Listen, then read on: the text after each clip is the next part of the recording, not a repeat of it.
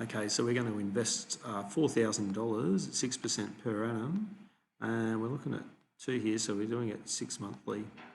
So working out what value goes in here after the first year. So this is a bit of a trick here.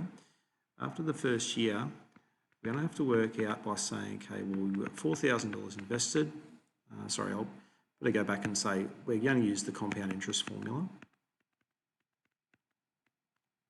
where we're going to have $4,000 being the amount invested, and we're going to say 1 plus, our interest rate is 6%, so we change that to a decimal, but then we divide by 2 because there are 2 rests per year if we're saying every 6 months. Now, to this end, it's the trick. After 1 year, how many rests have there been if we're resting 6 monthly? Well, there'll be 2. Okay, so that's what we pull up on our calculator and enter. So we're going to chuck in 4,000 times bracket 1 plus 0.06 over 2. We could just put in 0.03, also the power of 2. It's $4,243.60. Okay, so that'll be our first one. Now, you could call that A1, so the end of 1 year. Bit tricky there to say that because it's really after 2 rests, so say after 1 year, 2 rests. So obviously then after 2 years, to get that value there, we're going to say the amount is going to be, now there's 2 ways of doing it. We could reuse this little guy and then add another 2 years on, but I'd probably be inclined to just say now that it's 6% half yearly over 4 years now. Sorry, 4 rests, which is 2 years. So 4,000 1 plus 0.06 over 2, or divide 2, also the power of 4 this time. So 4,502 and 4.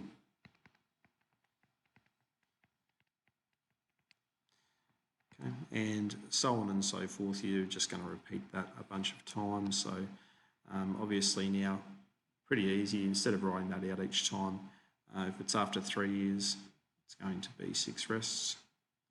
So this value here is going to be our 4,776.21. I'm just rounding, notice I'm just rounding straight away with our cents on the end. We can go for 4 years, obviously be to the power of 4, to the power of 8, sorry, because there's many after that, so on and so forth, okay, and you get the idea. Then if we look at question 6, this one's a little bit tricky with the setup. So we've got to look at, I'd probably be inclined to treat this one as a bit of a recurrence relation. We would say that it's going to be, that is our recurrence relation. So we're going to say, to get the next month, we're going to go 1.0, now R, sorry, I better do this properly. Now R is 1 plus 0.065, change it to a decimal, divide by 2 because it's every 6 months. So chucking that in on the calculator, 1 plus 0.65 divide 2 is 1.0325. So 1.0325 AN, where we're starting at A equal to 2,500. And then we're saying how many N's are we going to need to get an AN of more than 3,000. So 0 is 2,500. After 1, let's have a look and see what we get. For 1, we're going to go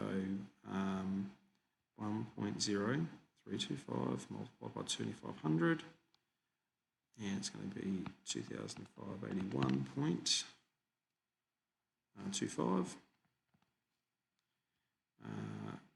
And then I'll start using a recurrence relation again for that one and using the iterative method. So we're going to have for 2, 2665.14, 3 will be, let's see, 3 you can just press enter now. That's 3, 4, 5, and 6. So it's after 6 that we're going to reach the value of 3028.87. Okay, probably would be a good idea to put 5 in there as well and just show that that's not gone over 3000 if you're doing your working. But let's have a look. It says calculate the length of time. Now, what we've had is we've had 6 rests or 6 compounding periods, payments, or 6 lots of 6 months. Okay, so 6 lots of 6 months is 3 years. So 6 multiplied by a half, I suppose, a half year is 3 years. So that's how they end up getting 3 years in the back for that one.